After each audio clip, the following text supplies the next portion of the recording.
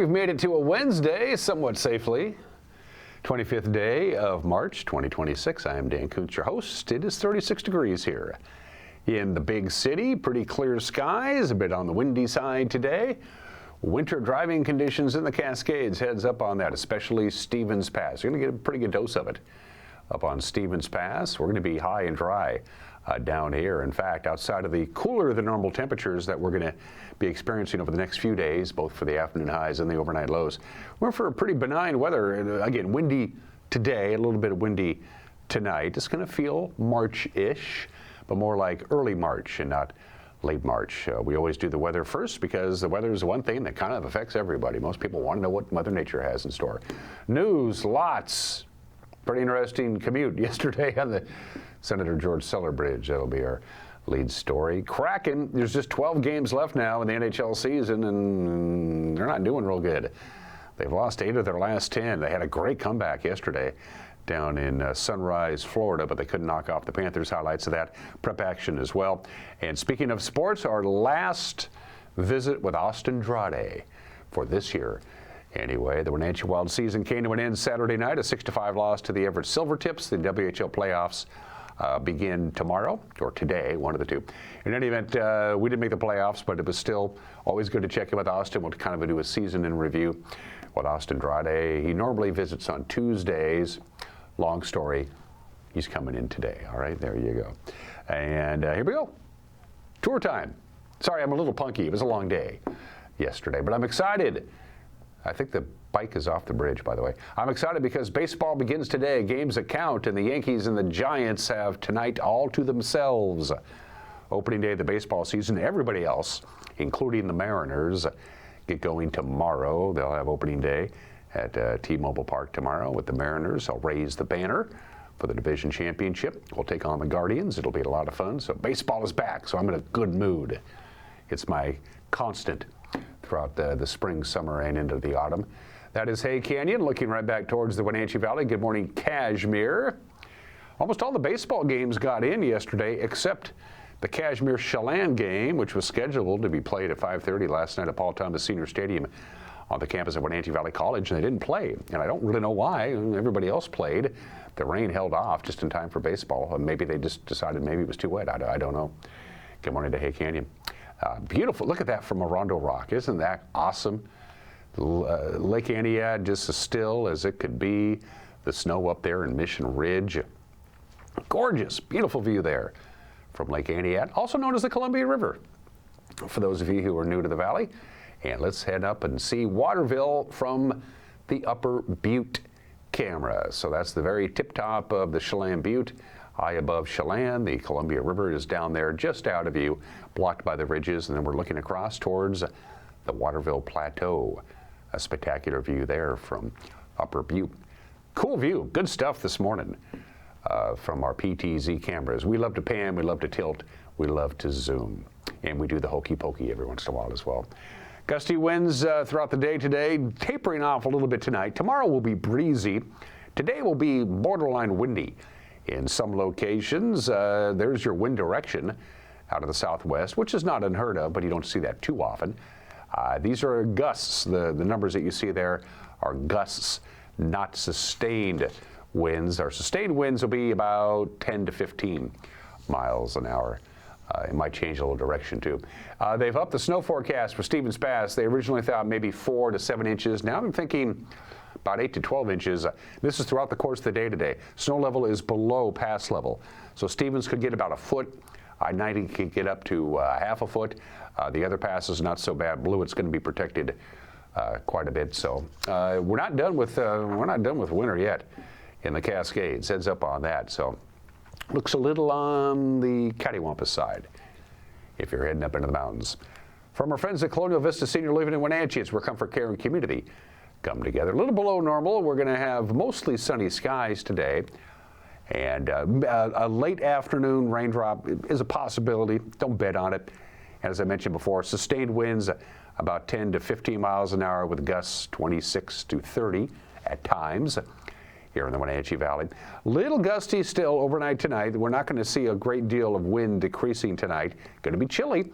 31 for the overnight low, or normal overnight low is 36. Sunshine and quite cool. For Thursday, no wind. It's going to be beautiful, but a little brisk, especially in the morning hours. The high of 51 will bump up to 55. On Friday, sunshine for everybody. Sunshine for everybody on Saturday. Couple of passing high clouds Saturday. That's about it. Up to 61. Partly sunny on Sunday. We're going to have a few more clouds on Sunday, but it's not going to be too bad. And again, a high of 61. Then we'll cool down a little bit Monday and Tuesday. But that weekend, the second weekend in a row, is going to be really nice, and people like it when it's really nice on weekends around here because people go out and do things. I'm going to sit right here on my rear end for 2 minutes and watch the commercials along with you, and then we'll do the news. You're watching Wake Up Wenatchee Valley on the NCW Live channel.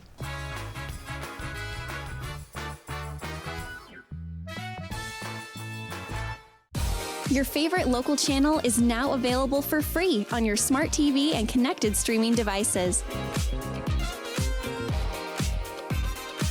Watch live programming and catch up with the latest shows on demand.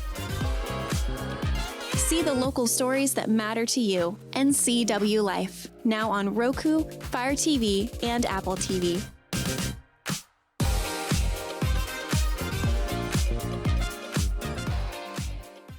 Hi, I'm Amanda Walden with A. Walden Insurance Group. Medicare can be overwhelming, but you don't have to figure it out alone. I've been helping people understand their Medicare options for over a decade. Medicare isn't a one-size-fits-all. I'll help you understand your coverage options so you can feel confident in your decisions. Let's find the right Medicare plan for you. Call me today or come and see me at my office located on South Chelan Avenue in Wenatchee between the YMCA and the Social Security office. I look forward to meeting you soon. This March, Lake Chelan welcomes food and wine lovers to an unforgettable experience. Taste Chelan. Chelan Valley's top wineries and restaurants create the perfect pairing of fine wines and culinary delights. With 4 weekends to explore, every visit offers something fresh and exciting. From your first sip to the last bite, every moment is a delicious adventure. But don't wait, tickets are selling fast. Visit tastechelan.com today.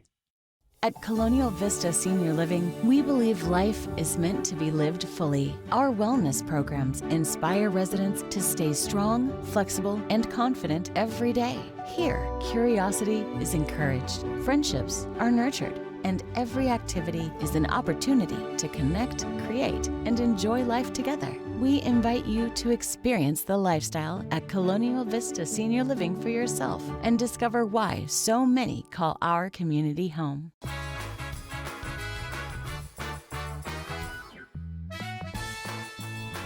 .38 degrees, quite a bit of sunshine outside of a few passing clouds and quite a bit of wind. It's calm right now. The wind's going to be picking up pretty good for the day, and tonight's going to be a very nice stretch of weather for the Wenatchee Valley, and who's kidding who? We deserve it.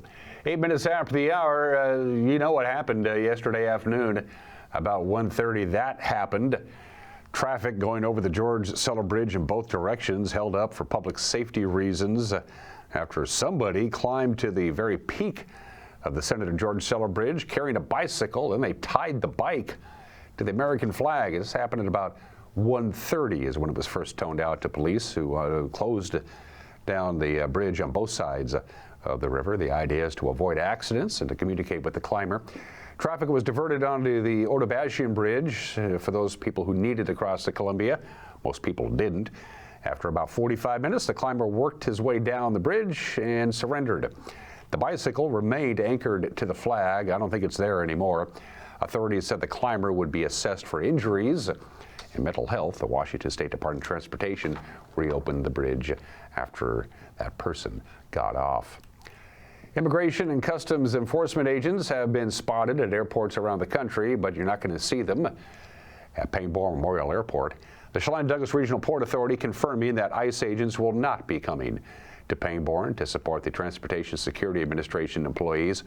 President Trump has ordered ICE agents to patrol several large national airports while TSA agents are working without getting any money.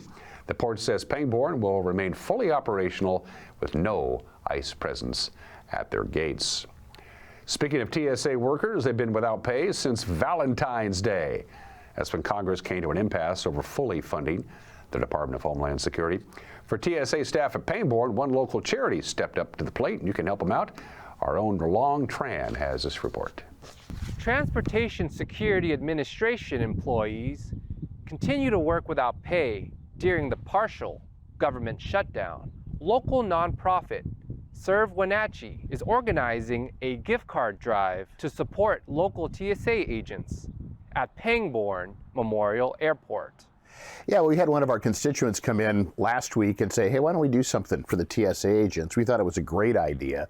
So we were really modeling it after a program they were doing at Denver International Airport, where we're collecting $10 and $20 gift cards, particularly gas and grocery gift cards. And we're getting those up to Pangbourne every day. I've done a delivery every day since we started it. People have been very responsive to the program. And so I think we're approaching about $2,000 in gift cards that have gone up there in the last 6 days. We've also announced that we're allowing them to use this market, our Fresh Hope market, for the duration of this period where they're not being paid. So any of the TSA employees at Pangbourne can come down here and pick up food here in this little market free of charge. Serve Wenatchee is continuing to accept gift card donations Monday through Thursday from 9 a.m. to noon and 1:30 to 4:30 p.m. Reporting from East Wenatchee, this is Long Tran, NCW Life. An initiative called Pages of Redemption is bringing paperback books to county jails across our state.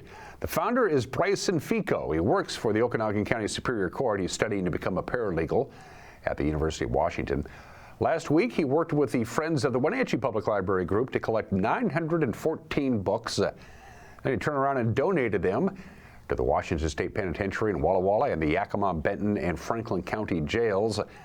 As of this morning, he's given away nearly 5,200 paperbacks to 10 different correctional facilities in under 3 years. We had a chance to speak with Fico to learn more about why he started the initiative and what goes into making it work.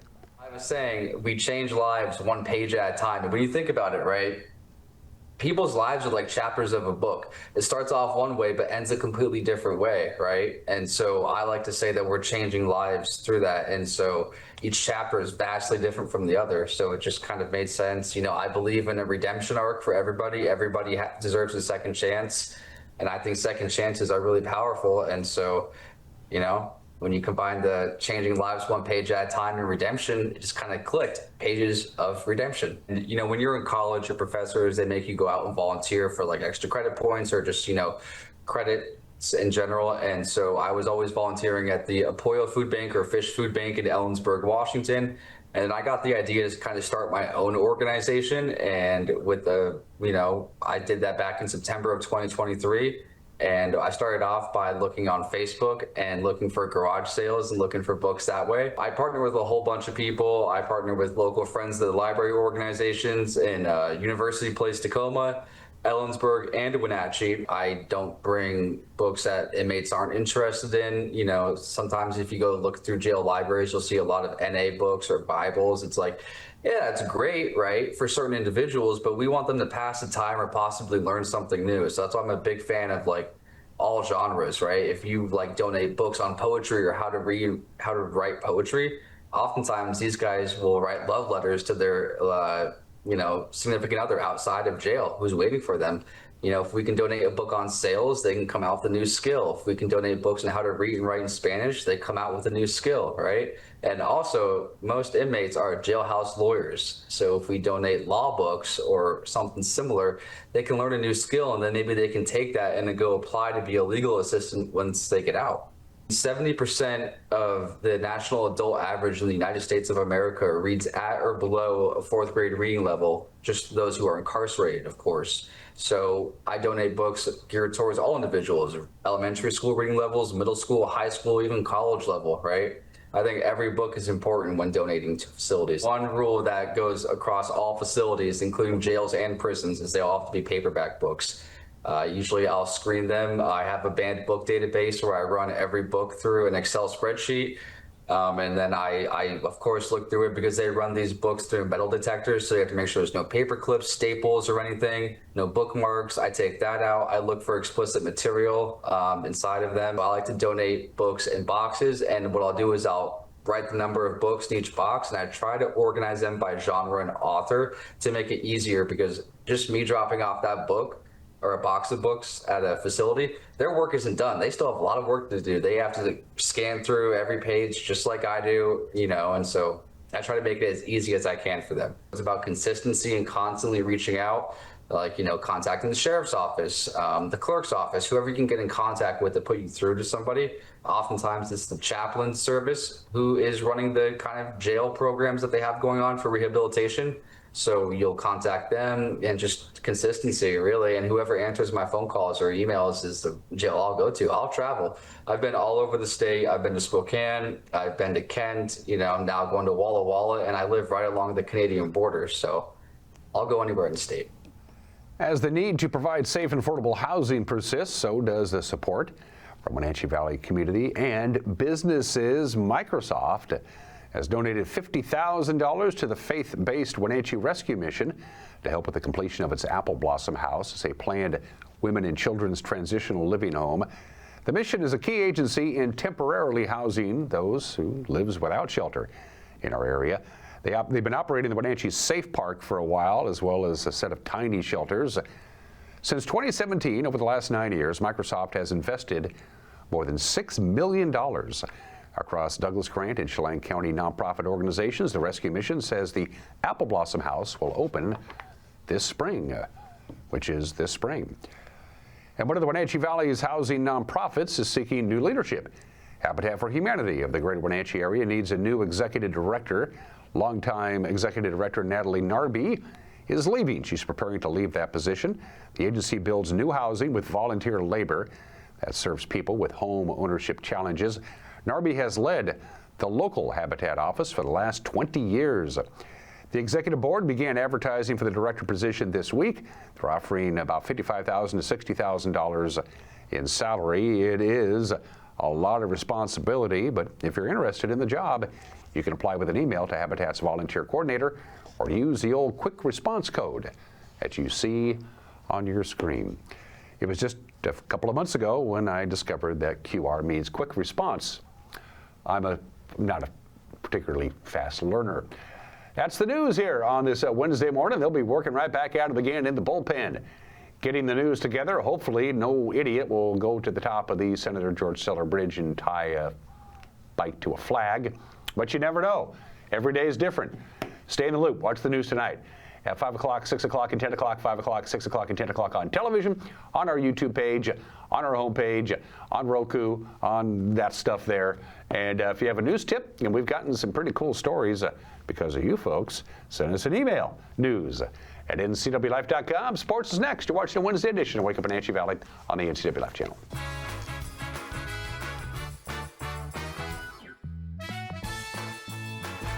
Between juggling groceries, preparing meals, and lending a helping hand, you're a hero without a cape. But who's there to support you? Aging and Adult Care honors caregivers like you, the relatives, friends, and neighbors, helping loved ones remain safely at home. Aging and Adult Care offers chore services, respite, personal care, and more. Serving Chelan, Douglas, Grant, Lincoln, Adams, and Okanagan counties, call Aging and Adult Care at 1-800-572-4459 for caregiver support. Welcome to Mountain Chick Floral, your go-to flower and plant shop in downtown Wenatchee. Explore their wide variety of unusual and fun plants. And when you buy a plant in a container, they'll pot it up for you absolutely free. Birthday or weddings, they'll create the perfect floral arrangement for you. Brighten up your office with fresh blooms delivered to your door or business. Ask about floral subscriptions. Visit Mountain Chick Floral today, where every occasion is a reason to celebrate with flowers. Apple Valley Honda is bringing the future of driving to you. Introducing the all-new, all-electric Honda Prologue EV. Say goodbye to gas stations and hello to a whisper-quiet ride and zero emissions. The wait is over. Finally, a local option for a quality EV from a brand with a track record of exceptional quality and reliability. Experience the Honda Prologue EV for yourself at family-owned Apple Valley Honda. Stay close to home and visit us at Apple Valley Honda today for the life you live. We've all dreamt of moving somewhere new. But what are home prices like? How are the schools? What are the state income taxes? And how's the weather? For all your questions, the Coldwell Banker Move Meter has answers. It's the only tool that lets you compare cities by cost and quality of living, so you can get a better idea of what your dream looks like and start making it come true. The Move Meter, only from Coldwell Banker. Live well with Coldwell.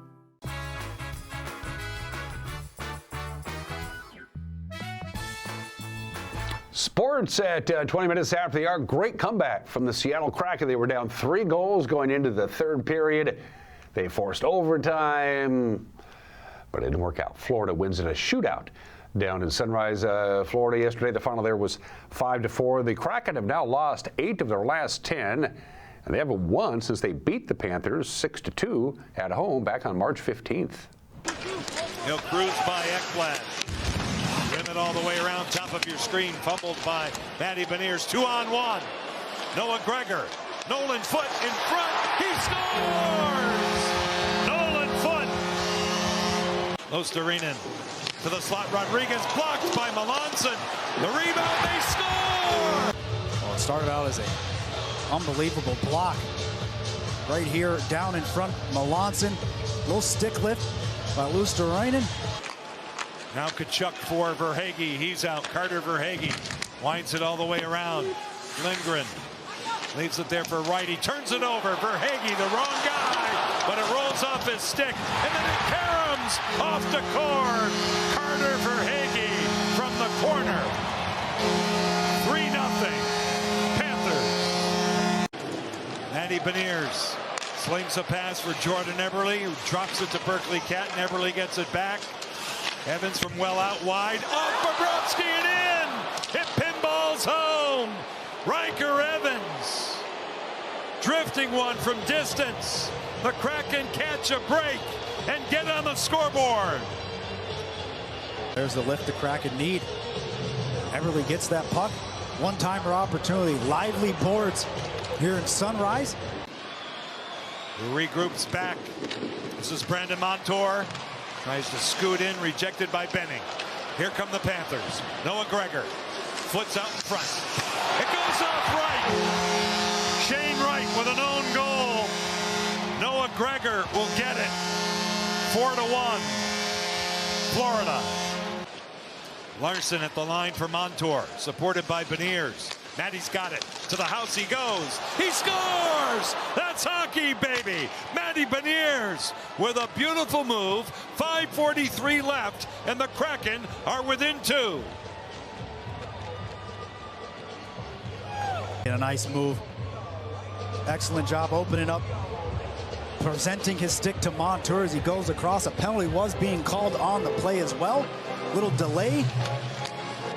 Right here. Forehand all the way around as Beniers gets tripped, still able to make this move directly towards net. There's the trip. Great finish by number 10 in white there. Beautiful goal. Bennett to the outside of Montour and back. Here's Kulikov. He's broken up. It's a breakaway for Jordan Eberle, who's in. He scores! Jordan Eberle with an uplifting goal. 3:36 left in period 3. Don't look now. The Kraken are within 1. On the play, Jordan Eberle able to use the speed to get some separation. See the arm up from the official as Eberle snaps that one up over the glove high, just flicking that up over the glove side. But a perfect opportunity. And Kraken having the momentum sliding back there. I'd like to think they would have called that because the arm was up. Yeah. We'll never know. Look out! Bobby McMahon! Here's a chance to tie it! He does! Hey, hey! What do you say? Bobby McMahon! The Kraken have climbed the mountain and tied the game at 4. Jordan Eberle on Bobrovsky. Stopped! That's all. Florida gets the extra point. There's just a dozen games left for the Kraken if they plan to make the playoffs, and they're going to have to try again tomorrow night. They'll still are in Florida. They'll take on the Tampa Bay Lightning tomorrow at 4 on Kong TV. Prep baseball from yesterday at Historic Recreation Park. Eastmont put a bunch on in the late innings in a game that we had for you here on the HW Life channel, and they roll away from the Panthers 5-1. Moses Lake shutout Sunnyside. Tri-Cities Prep just clobbered the Kodiaks of Cascade 16-0 and 13-0 in a doubleheader. Okanagan doubled up Omak. Warden rolled over Manson. Ellensburg 10-run to Quincy. Sela 10-run to Freda. And for reasons I don't know, Chelan and Kashmir never played yesterday on the campus at Wenatchee Valley College. Prep softball, lots of runs across the plate at the Sterling Fourplex. Eastmont got more than Wenatchee. The Wildcats beat the Panthers 14-2, and Brewster had no problems with Bridgeport. Prep soccer scoreboard, Wenatchee shuts out West Valley and leave off the field of the Apple Bowl. We were there, kind of. 4-0 was the final. Here are the winners yesterday. Davis over Moses Lake. Cascade shut out Chelan. Kashmir doubled up Connell. Okanagan doubled up Omak. Othello snuck by Ephraitis. Hope Lake got by Pateris. Bridgeport losing to Manson. Brewster takes care of Liberty Bell. And those are just some of the games that people are playing. It's 26 minutes after the hour. It's the highest award any member of the military can win. Today is the National Medal of Honor Day. Today, pictured on your screen, left to right, is the Army, the Medal of Honor for the Army. And the Navy is in the middle. The Navy's, by the way, was the first. And the Air Force, there have been 3,525 Medals of Honor awarded to 3,506 individuals. That's right, 19 people got 2 of them. 40%, over 40% of all the Medal of Honors ever handed out were handed out during the American Civil War. On your right is the youngest person ever to get a Medal of Honor. His name is Willie Johnson. On your left is the only woman to ever get the Medal of Honor. Can you believe that? 3,525 Medals of Honor have been awarded and only one woman has ever won it. And in the middle, TR is the only president to ever get the Medal of Honor. And he had to wait until he was dead. He got it posthumously. He wanted it for the Spanish-American War. He actually campaigned for it. Theodore Roosevelt did, to win and get awarded the Medal of Honor. You're not really supposed to do that, campaign to get that, but the Medal of Honor, this is their day today. And it's the only military decoration that is worn around the neck. And you get a lot of cool stuff, too, like free airplane travel and all kinds of cool stuff like that. 27 minutes after the hour, happy birthday to Venice, considered the most beautiful city in the world. Venice was founded on this date in 421. That makes Venice 1,605 years old. We associate Venice with Italy. It didn't become a part of Italy until 1866. It was its own state, its own nation from its founding until not that long ago. Of course, Venice, there are no cars at all in Venice. I have a couple of friends and even a coworker who have been to Venice, and I said, is it what it is billed to be? And they said unequivocally, yes. So I guess I need to go to Venice. We've had deadlier fires in this country's history. We've had deadlier industrial fires than this fire in this country's history, but no fire of the 20th century changed American society more than what happened in Lower Manhattan and Greenwich Village on this date in 1911. The Triangle Shirtwaist Factory fire on the 8th, 9th, and 10th floor kills 146 garment workers. 62 of them either jumped or purposely fell to their, they either fell or they jumped because they were going to burn to death. The others died from the fire itself, burns, smoke inhalation, jumping to their deaths. A remarkable number of people just said, well, I'm not going to live, and they literally committed suicide before they burned to death. The images are very difficult to look at. The doors to the stairwells and the exits were locked. They did that all the time to keep them from taking breaks. These were very poor immigrant women, all of them teenagers or in their early 20s for the most part, who got paid squat and had to work 12 hours a day, 6 days a week. This was a Saturday, by the way. The fire escapes, those who got to the fire escapes collapsed, couldn't handle the weight. The Triangle Shirtwaist Factory fire. There are a number of very good documentaries on what happened, and everybody after this went, we need to do something about this, and they did. Birthdays. The name Norman Borlaug should be a household name because Norman Borlaug quite probably saved over 1 billion people on this planet from starving to death. Wheat is a basic necessity of life. It's a basic food element. And before Norman Borlaug came around, wheat would grow tall and fast, but before they could harvest it, the wheat would fall down, and then the wheat would be useless. Wheat was also susceptible to disease and all kinds of bad things, and then along came Norman Borlaug, who won the Nobel Prize, and he deserved it because he came up with the dwarf, high-yield, disease-resistant wheat. The wheat would only grow to so high, then it would stop growing, and then they could harvest it before it fell over, and boom, Norman Borlaug, an absolute American hero, one of the giants of this country's history, born in the state in 1914. Howard Cosell. I liked Howard. A lot of people didn't like Howard. A lot of people watch Howard because they didn't like Howard. I thought Howard was fascinating. There's no Howard Cosells in sports anymore, folks. He was definitely one of a kind, Howard Cosell. Born in the state in 1918, and two rock and roll legends, Aretha Franklin, the Queen of Soul. Never far from my turntable, should never be far from your turntable. Buy the records, buy the CDs, especially her recordings for Atlantic Records from 1965 to the late 1970s. Perhaps the greatest voice of all time, Aretha Franklin. Good songwriter, too. We miss her.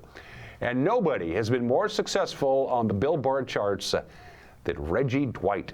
Sir Elton Hercules John is 79 years old today, even more than Elvis, the most successful solo artist in the history of Billboard. If you put together the top 40 hits, the top 100 hits, and the albums that charted, Elton is number one. Happy 79th, Elton. For Heat and Air, call Alpine Air. For Heat and Air, call Alpine Air. All of a sudden, I want to listen to Elton John music. This is what happens in my brain. For Heat and Air, call Alpine Air. They are a platinum sponsor. Mike Minotti has an opinion. I forgot what it's about because I put it in our system yesterday. I guess we'll find out together.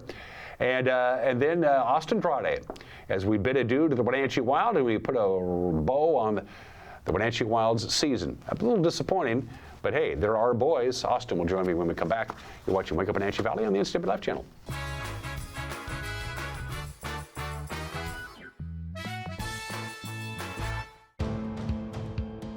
NCW Life Channel is your local TV station. We believe in being the spotlight and mirror to the communities we serve in North Central Washington. Programming on NCW Life would not be possible without our sponsors. Special thanks to our platinum sponsor, Alpine Air. Turn to the experts at Carrier and Alpine Air. Highlander Golf Course and Grill, your place for fun, food, and friends. Happy hour every day, 2 to 7. Try their brand new menu and famous prime rib every Saturday night. Planning a celebration? Book your holiday party, wedding, or private event, even in their exclusive simulator rooms. Highlander Golf Course and Grill, where every day is a celebration. Visit today.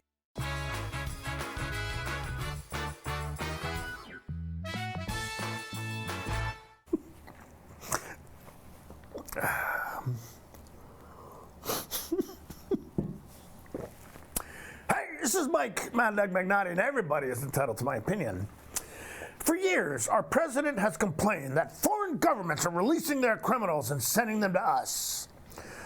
Now, whether this is true or not, I don't know. But what I do know is that almost immediately upon assuming the Oval Office, the man releases 1,500 convicted felons back into the American population himself.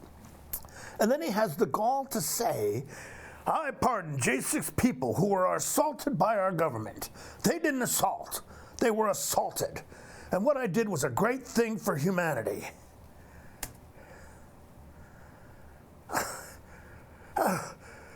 January 6th, an event in which 140 police officers were injured and 5 ultimately lost their lives. And releasing those responsible was a great thing for humanity?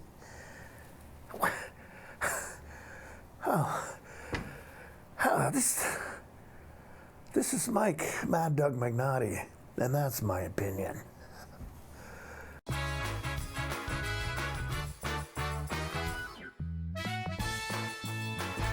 Fibercrete fireproof safety rooms can be the difference between life and death for you and your family.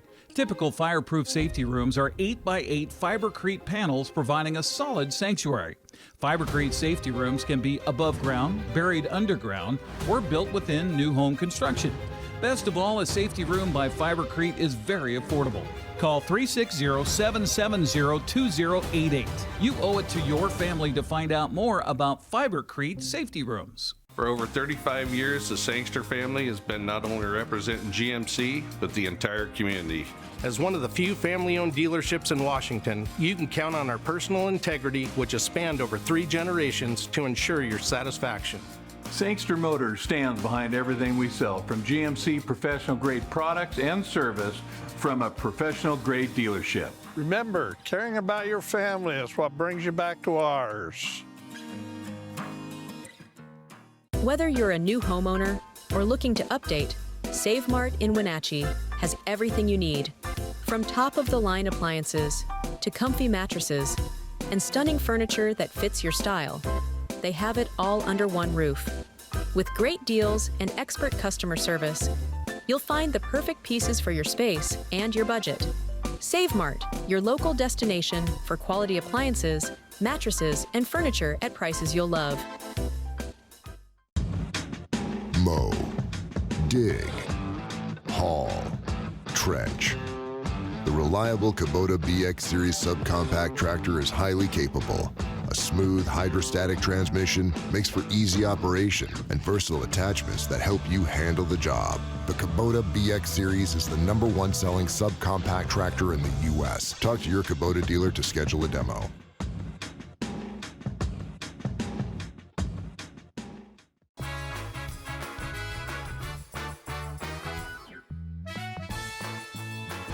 Welcome back to the program for the 34th and final time this year, give or take a couple. I think it's pretty accurate. It's Hockey Talk with Austin Draude, the broadcasting voice of the Wenatchee Wild, as we put a bow on the 2025-2026 season. It ended in a pretty exciting way on Friday night against the Everett Silvertips, who dominated the league, set all kinds of records. We took it to them on Friday, went to Everett on Saturday of last week and gave Everett all they wanted. In the end, though, it's over. Wenatchee finished 11th out of the 12-team Western Conference. No playoffs for us. We'll talk about that in just a little bit. But let's hop on right pretty close to Friday night. We're going to do what we always do with Austin when he comes and visits us. Usually it's Tuesdays. He's on this Wednesday today. Long story. Won't get into that. In any event, biggest crowd of the year on Friday night against the Silvertips. Last home game of the year, senior night, so to speak. They honored the players for the Wenatchee Wild who aged out of the system and are moving on to other things. So as we slowly go to dark, no. As usual, Austin, what I'm going to ask you to do is we show the highlights from Friday night's victory over Everett. I'm going to ask you to use the monitor here in the studio, Austin, if you don't mind. You folks at home, please use your televisions. It's just common sense. Here we go. Friday night highlights. Austin, take it away. Well, we start off with the two players who are saying goodbye to the home crowd. Riley Bass and Sam Elliott get their jerseys at the end of the night. Wild wearing different jerseys. Maybe they were a little bit lucky in those blue thirds on Friday night. Chance out front, not the first one, but the second one. Zane Saab sends chance number 2 up top. 22 puts the Wild on the board first. 3:12 into the game to make it a 1-0 contest. Check this out from up top. The view from the Archecker Crow's Nest. First one does not go. Second one does get through, and the Wild lead it 1-0. But wait! There is more. There's a whole lot more in this first period. Kalen Miles, cross-body rip to the back post halfway through the period.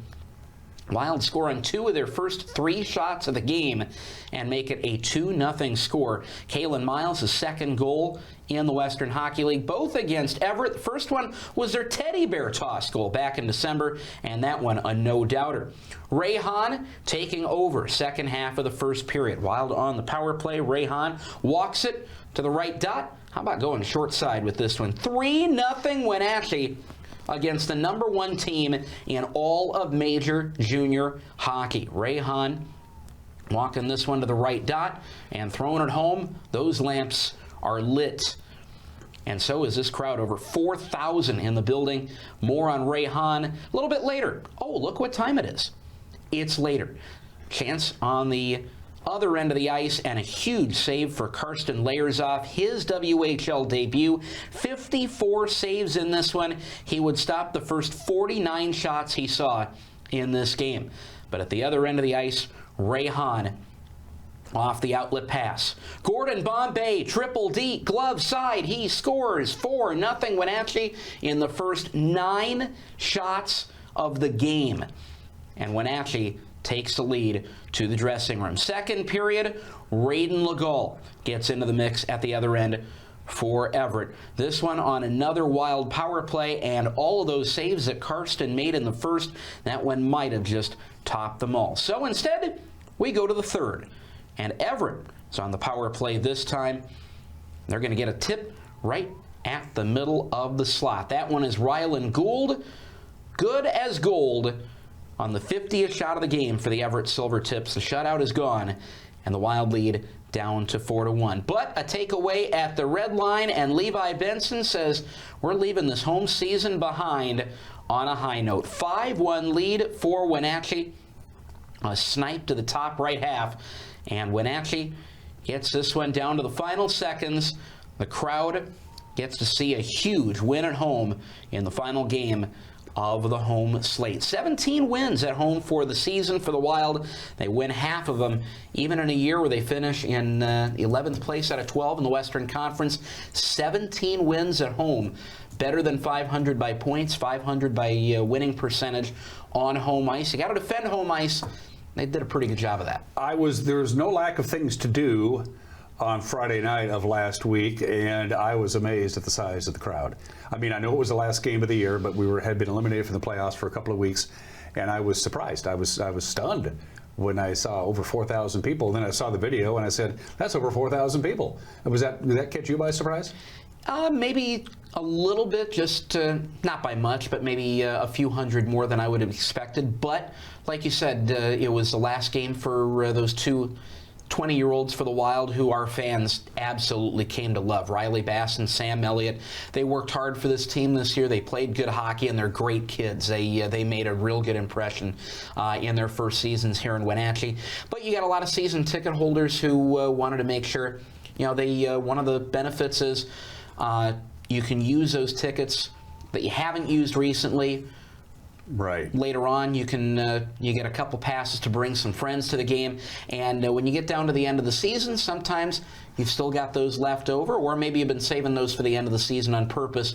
A lot of folks use those for the last game of the season. So a lot of people bringing friends, a lot of people bringing family, and a lot of people just wanted to see those guys off and see their last opportunity to see Wild hockey before we head into the offseason. So it was a good old-fashioned butt-kicking on Friday night. Saturday night, we took Everett all the way to the very end at Angel of the Winds Casino. We lost 6-5. Everett played their varsity, so to speak. It was their last home game of the year. We took it to them. Could have, in many respects, won that game. Yeah, Anders Miller, huge goaltender season for them, and the Wild got 5 in on him. It was a 4-0 game going to the second period. It looked really, really ominous, and then Wild got a couple goals early on, got another one about 5 minutes in, and all of a sudden you're looking at the scoreboard and you're saying, 4-3. This was 4-0 5 minutes ago. We've got ourselves a game here, but no, a huge game from Everett's offense. They were able to put away a couple more at the end of the second period and put us out of reach. But Aiden Grossclaw scored that last goal with 6 seconds left. Maybe a little too late for us, but these guys brought their best right down to literally the final seconds of the season. And without any playoff spots to play for, it was good to see them do that again. Karsten Layershoff, another 54-save game for him. So he made a really good first impression in the WHL this past weekend. You look back to the game on Friday night, and I was looking at Karsten's numbers from our rookie game back the last day of August against Tri-City. First day of the preseason, he was 10 for 10 in the first period of that game. So if you include the unofficial shots that he saw right at the beginning of the preseason, He stopped his first 59 shots in the Western Hockey League. We'll take it. We'll take it. Yeah, again, our number one goalie and his backup, both out of action over the weekend. This guy stepped right in and said, I can play at this level.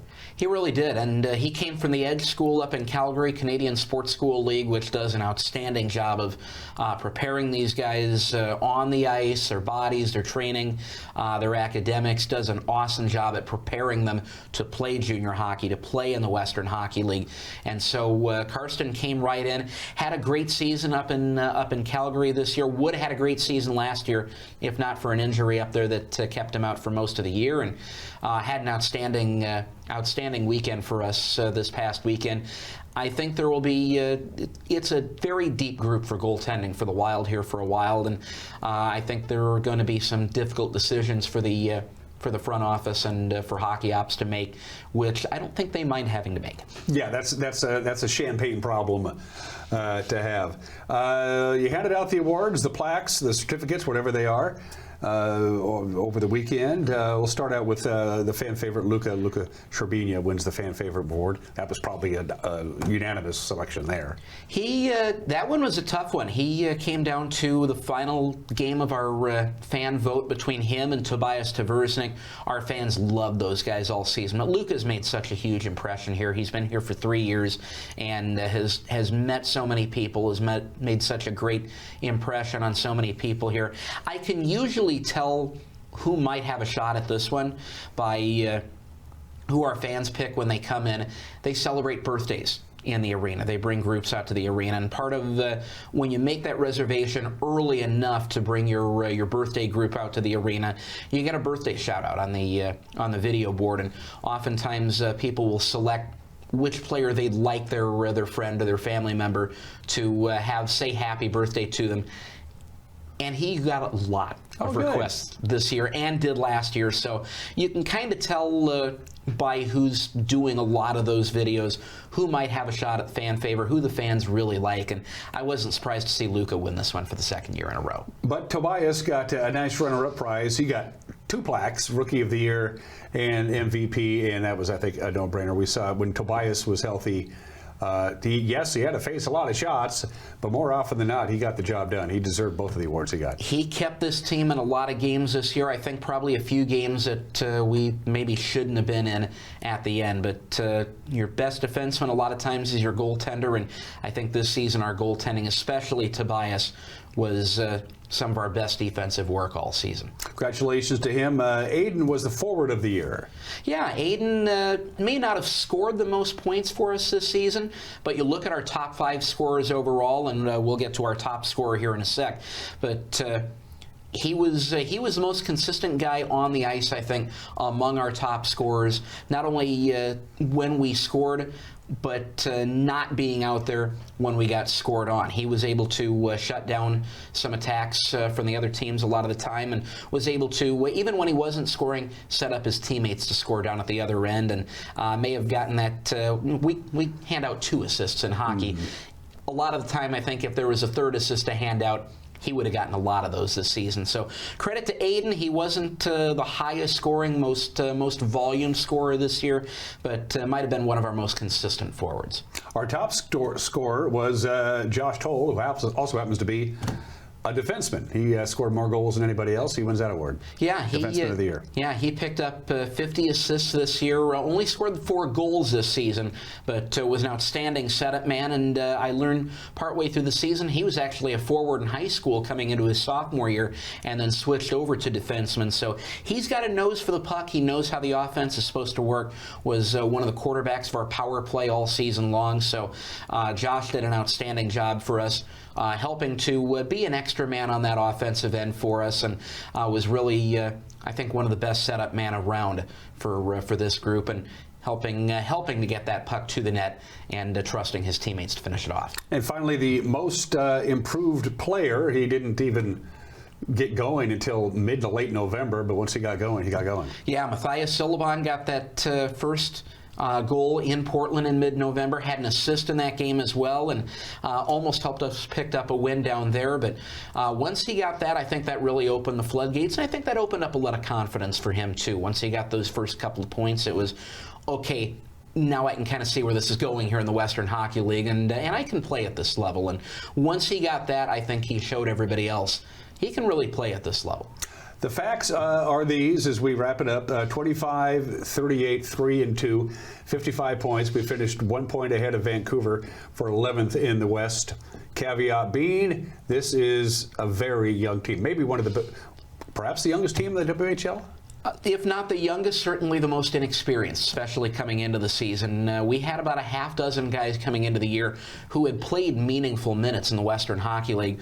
And the only defenseman we had in that group was Josh Fluker, who unfortunately battled those injuries all season long. He wasn't with us the second half of the year. So most of the games in the second half, we played a couple 16-year-olds back on the back end. So very outstanding coaching from our coaches, and a lot of learning from our guys, but a lot of upside for this group that we'll see coming up here in 26-27. We saw Kalen Miles step in as a forward the last few games and spent some time out on those Alberta road trips as well. And I think Kalen is going to be a very, very good player up front for us here in the coming seasons. But you look at the standings too, it was as deep a conference as I think we've ever seen in the Western Hockey League. I was going back through, got about 10 years back before the game on Saturday wrapped up, and didn't get a chance to go any further with it. But you're not going to find, going back through the standings, a last place team, which Vancouver was. They also finished with 25 wins.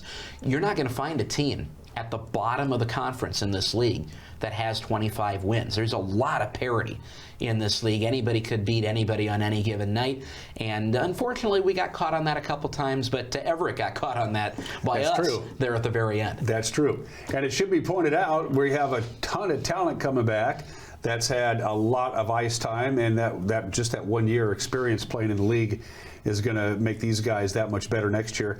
And we got a lot of low-hanging fruit come draft time. We got some pretty high draft picks that are going to really feed into that pool. Yeah, so with the WHL draft lottery that's actually coming up today, we'll have one of the top 3 picks. We don't know which one yet, but we'll find out later on today. And those come from some of the trades that unfortunately we had to make in previous years to restock the cupboard that we got left when we brought in the team from Winnipeg. Without the trades that we made, and we've had to answer a few questions along the way, like, why would you trade Connor Geekie? Why would you trade Matthew Savoy, Daniel Hauser, Miles Cooper?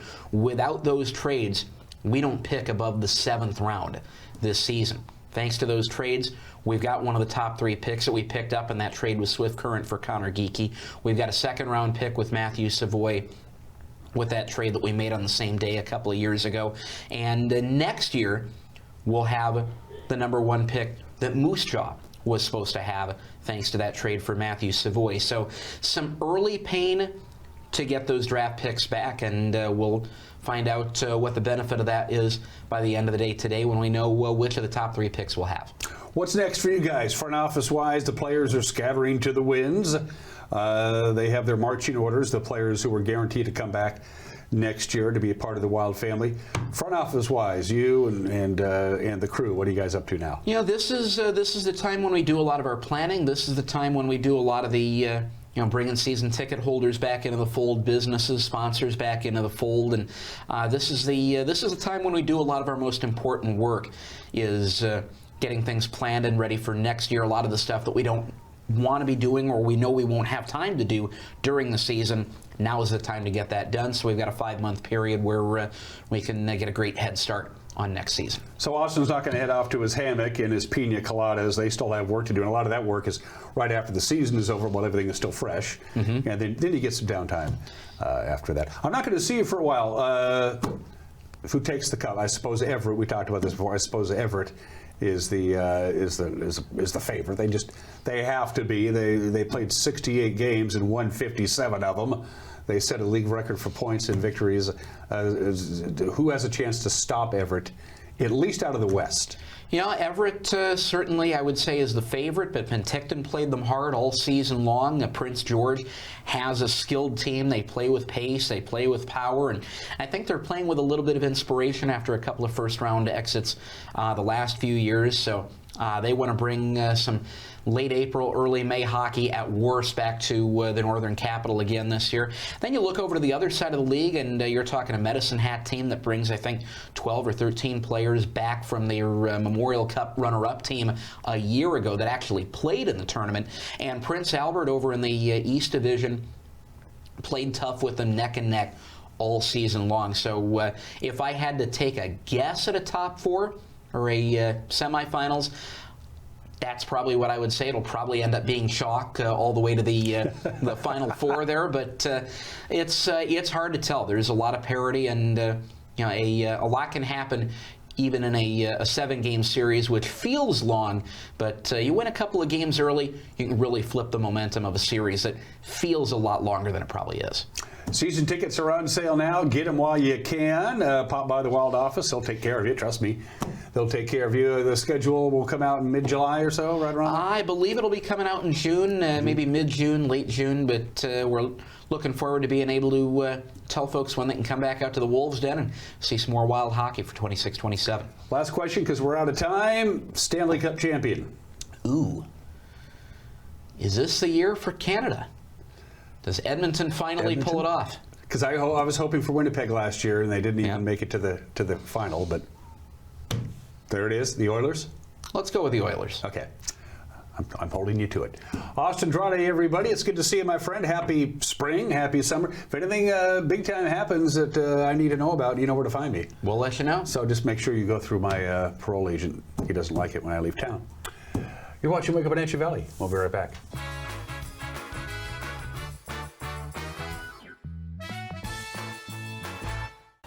Your favorite local channel is now available for free on your smart TV and connected streaming devices.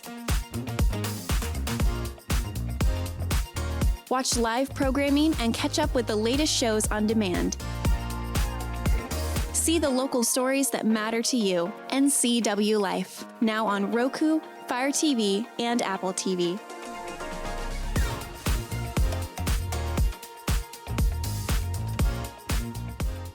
Are you dealing with a pest or weed issue and you just don't know what to do? We use the best pest control methods approved for areas with kids and pets. Whether it's rats, mice, ants, or spiders, or something else altogether, we provide the coaching and solutions you're looking for. And you can know that your dollars are supporting a local, family-owned and operated business. Allow us to help you get back to living healthy and pest-free. Harvest Valley Pest Control.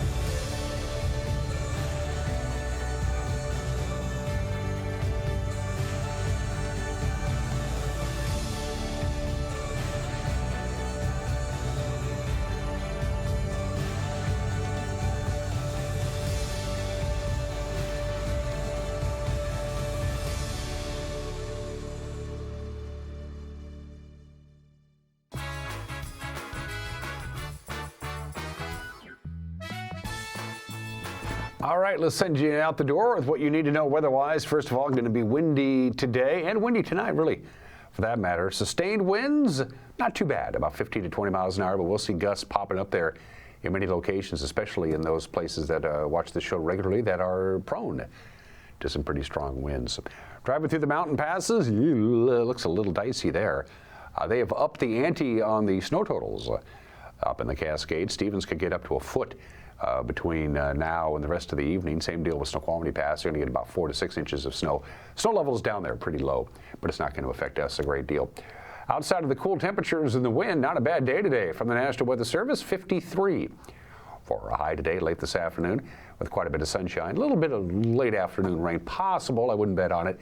And again, it's going to be windy today, windy tonight. No wind on Thursday, but chilly. High of only 51, that's below normal. 55 close to normal on Friday. Bountiful sunshine Thursday, Friday. Couple of passing clouds on Saturday, perhaps a few more on Sunday, but a very nice weekend heading our way. Provided the show isn't canceled, I will see you tomorrow. Bye-bye.